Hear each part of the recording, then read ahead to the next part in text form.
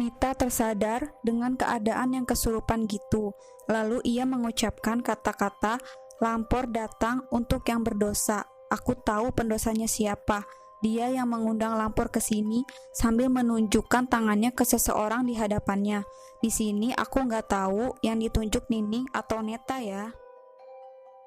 Ketika Agam kembali, layangannya sudah manteng, seperti ada seseorang yang menjaganya. Lalu tiba-tiba layangannya putus, ia mengejar dan mendapatkan layangannya. Tanpa disengaja, Agam menemukan lipatan kain yang terkubur.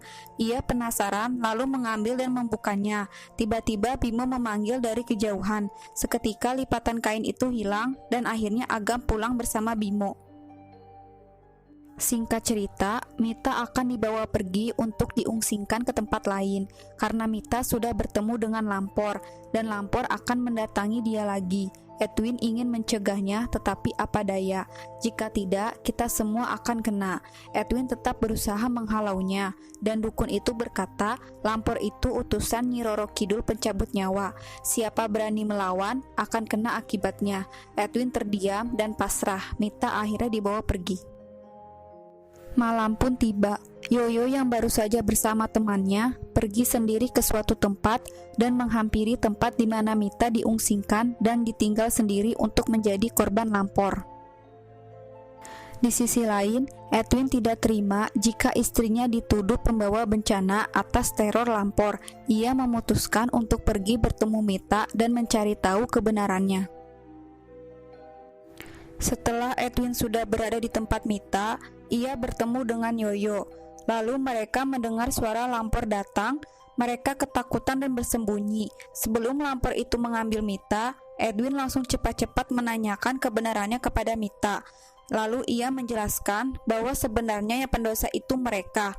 Terjadi skandal antara Esti dan Bimo dan Jamal yang meninggal. Tiba-tiba Mita curiga bahwa Esti dan Bimo yang membunuhnya, dan setelah itu Mita diambil oleh Lampor.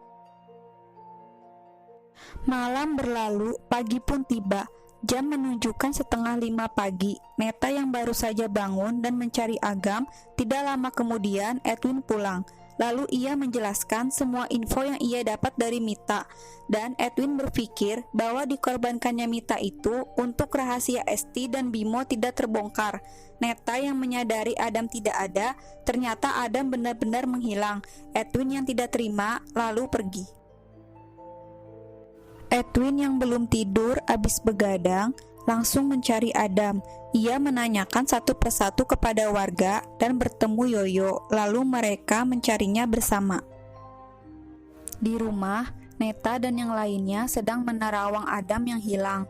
Lalu dukun itu meminta barang yang sering dipakai Adam. Setelah itu ia menerawangnya dan berkata bahwa Adam telah diambil oleh Lampor. Seketika Edwin pulang dan menyangkal tidak mungkin Lampor mengambil Adam karena ia tidak bersalah. Lalu Edwin menunjuk Bimo yang bertanggung jawab atas semua ini. Bimo marah dan mereka berkelahi. Mereka pun dileraikan. Setelah itu Esti berbicara kepada Edwin, "Kalau kau ingin tahu kenapa Adam diambil Lampor, tanyakan kepada istrimu." Lalu Neta pergi begitu saja dan Edwin mengejarnya.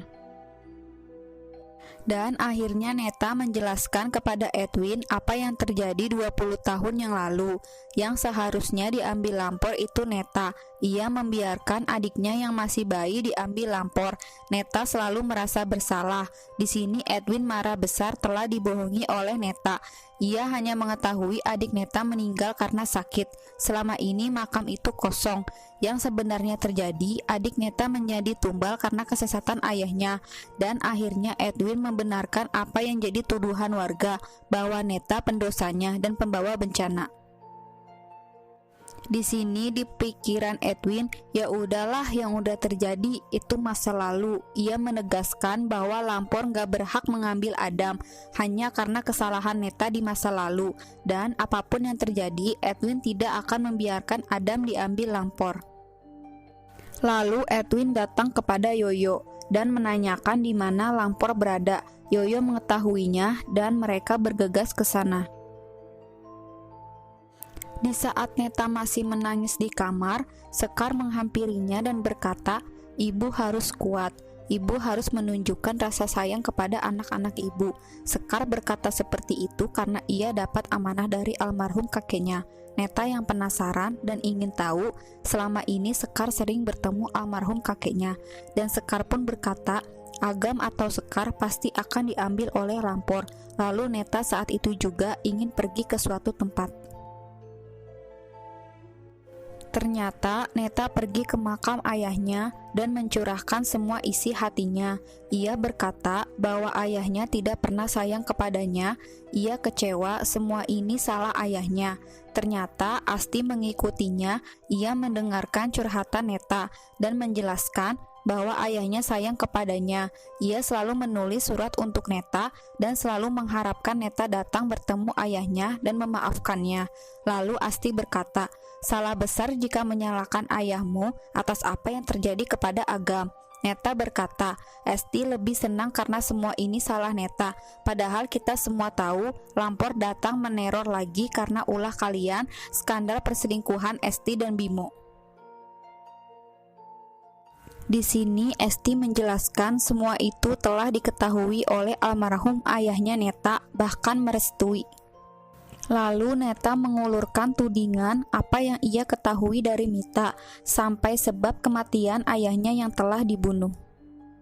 Esti merasa difitnah, ia bukan pembunuh, dan menyatakan yang sebaliknya, ia sebenarnya dipaksa menikah karena ayahnya Neta mempunyai perjanjian hutang dengan Pak Atmo, dukun sakti itu. Walaupun begitu, Esti tetap menggantikan posisi ibunya Neta. Ia tetap mencintai laki-laki yang tidak akan pernah bisa melupakan keluarganya sampai akhir hayatnya. Lalu Esti memberikan warisan yang dititipkan kepadanya untuk Neta. Di sisi lain, Edwin dan Yoyo tiba di mana Lampor itu berada. Yoyo yang tidak ikut dan hanya menunggu melihat Bimo dan dukun sakti yang datang ke tempat itu juga. Neta baru saja pulang. Di sini Sekar mendapatkan amanah dari almarhum kakeknya lagi. Sekar menunjukkan gambar yang dibuat oleh Agam dan Sekar memberikan iPad Agam kepada Neta bahwa ia harus melihat itu. Edwin yang tidak menyerah tetap mencari Agam, dibarengi oleh dukun sakti itu yang sedang menuju ke suatu tempat. Malam pun tiba. Setelah Neta mengetahui apa maksud ia disuruh melihat iPad itu, ia langsung memberikan iPad itu dan menunjukkannya kepada Esti dan akan bergegas pergi untuk mencari bukti. Esti langsung melihat iPad Agam dan berisi sebuah video rekaman tentang hubungan Bimo dan Nining. Dan akhirnya semua sudah jelas tentang siapa yang pendosa, siapa yang menyebabkan Lampor datang untuk meneror, itu ulah mereka. Dan jelas ternyata Agam hilang karena bukan diambil Lampor. Di saat Esti kecewa dan menangis, tiba-tiba lampu mati dan menyala. Sekar dirasuki oleh kakeknya dan berkata selama ini Esti telah ditipu oleh orang-orang yang dicintainya. Setelah itu Sekar sadar dan berkata, nenek harus menjaga Sekar sekarang. Kembali ke Edwin yang masih mencari Agam. Tanpa disengaja ia bertemu dengan dukun itu yang sedang mengadakan ritual di dalam goa. Lalu ia menanyakan di mana anaknya. Dukun itu berkata, terlambat, ia sudah jadi korban Lampor. Perkelahian pun terjadi. Edwin berhasil menusuk dukun itu dengan pacul. Edwin pikir dukun itu sudah meninggal. Saat Edwin pergi, dukun itu sadar dan bangun lalu memukul Edwin dari belakang hingga ia pingsan.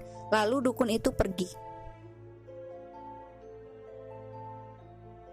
Ternyata dukun yang sekarat itu pergi menuju Bimo untuk meminta pertolongan. Tetapi Bimo tidak peduli, lalu pergi dengan melindas kakinya. Edwin tersadar dan mencari dukun itu. Yoyo datang dan mereka menemukan dukun itu sudah meninggal. Di sisi lain, Neta yang sedang mencari bukti dari petunjuk sebuah gambar milik Agam. Ia memutuskan menggali sebuah tanah tepat seperti petunjuk dari gambar itu dan menemukan sebuah gumpalan kain. Kain itu adalah janin bayi. Tiba-tiba Nining memukul pacul dari belakang ke Neta. Ia berhasil menghindarinya dan ternyata janin itu milik Nining hasil hubungan gelap bersama Bimo. Scene berpindah, dukun itu kembali hidup dan menyembuhkan lukanya. Di saat Neta sedang berkelahi, Neta dipukul seseorang dan pingsan. Ternyata yang memukul Neta adalah Bimo. Di sini Agam masih hidup. Bimo dan Nining membawa mereka ke suatu tempat, lalu mengikatnya. Setelah itu, Nining menyalakan lampu mobil untuk menyorot Neta dan Agam. Bimo dan Nining langsung meninggalkannya dan bersembunyi di rumah. Tujuannya adalah mengundang Lampor datang untuk menangkap Neta dan Agam. Tanda kedatangan Lampor pun muncul. Tidak lama kemudian Yoyo dan Edwin datang. Edwin bergegas menyelamatkan Neta dan Agam. Yoyo berusaha untuk mematikan lampu mobil, tetapi itu terlambat. Lampor sudah datang. Neta yang berinisiatif mengorbankan dirinya untuk keluarga. Ia ditangkap oleh Lampor, tetapi Edwin tidak membiarkannya begitu saja. Ia menahan dengan memegang kaki Neta, dan Agam pun ikut menahan dengan memegang kaki ayahnya. Seketika entah mengapa, Lampor itu melepaskan Neta. Kali ini Lampor itu mengincar Agam. Tidak menyia-nyiakan waktu, Yoyo berhasil mematikan lampu itu dan menyorotkan lampu ke arah Bimo dan Nining yang sedang bersembunyi. Otomatis Lampor itu mengincar mereka. Bimo yang tidak peduli dengan Nining, ia mengorbankannya. Ketika Nining ditangkap dan berpegangan ke Bimo, ia langsung memotong tangan Nining. Nining pun terlepas dari Lampor. Bimo menghalau Lampor itu, tetapi tiba-tiba duri yang terbuat dari kayu jatuh dari atas tepat mengenai Bimo. Bimo pun tertusuk dan lampu api itu terjatuh, yang akhirnya Nining tertangkap dan dibawa oleh Lampor. Rumah itu pun terbakar. Neta yang menyaksikan rumah itu terbakar langsung teringat pesan almarhum ayahnya, yaitu Agam atau Sekar pasti akan diambil oleh Lampor. Saat itu juga Neta bergegas pergi menaiki mobil untuk menyelamatkan Sekar, karena Lampor itu sedang mengincar Sekar. Yoyo, Edwin, dan Agam pun pergi juga untuk menyusul Neta. Scene berpindah. Esti mendengar suara gaduh, mengira itu Lampor. Ia langsung menyuruh Sekar bersembunyi di kolong tempat tidur dan menutup matanya. Saat Esti mengecek sumber suara itu, ia kecolongan. Sekar yang sedang bersembunyi dihampiri oleh seseorang dan ternyata itu dukun sakti. Ia memaksa Sekar untuk membuka matanya dan menyuruh teriak agar Lampor menangkapnya. Tibalah Neta di rumah, tetapi ia terlambat. Sekar telah dibawa oleh Lampor. Neta tidak tinggal diam, ia langsung mengejar Lampor itu. Di suatu tempat, Lampor itu berhenti. Neta memancingnya dengan sorotan lampu mobil. Neta berhasil membuat Lampor itu terjatuh. Namun, ia menabrak sesuatu dan akhirnya mobilnya terbalik. Neta hendak keluar dan menyelamatkan Sekar. Di sini lagi-lagi Neta akan mengorbankan dirinya untuk diambil Lampor. Namun Sekar tiba-tiba dirasuki oleh almarhum neneknya dan berkata, "Apakah kau sudah menyampaikan pesanku?" Saat itu juga Neta teringat ketika ibunya masih hidup. Salah satu kata-katanya adalah ia berpesan, kejahatan apapun akan kalah dengan cinta. Lalu Sekar tersadar dan menghampiri ibunya. Scene berpindah ke rumah. Dukun itu masih berada di rumah dan sepertinya Esti telah meninggal. Sebelumnya ia terhempas ketika ingin menghalau Sekar yang ingin diambil oleh Lampor. Dan saat itu pun Edwin beserta Agam dan Yoyo tiba di rumah. Edwin berkata kepada dukun itu bahwa ia sumber masalah dari semua ini dan hanya mementingkan harta. Tetapi dukun itu menyangkalnya soal harta itu urusan Bimo dan Nining. Dia hanya ingin mengembalikan Neta kepada Lampor. Kerelaannya mengorbankan diri menggantikan anaknya di bawah Lampor akan menjadikan dukun tersakti dan tidak terkalahkan, penguasa dan pengendali Lampor. Dukun itu pun tertawa lepas. Tiba-tiba di belakangnya sudah ada iblis Lampor. Kepala dukun itu dicengkram lalu dibawa oleh Lampor. Di saat mereka merunduk ketakutan, Neta bersama Sekar datang. Ia selamat dan tidak dibawa pergi oleh Lampor. Mereka bersyukur setelah apa yang mereka lalui.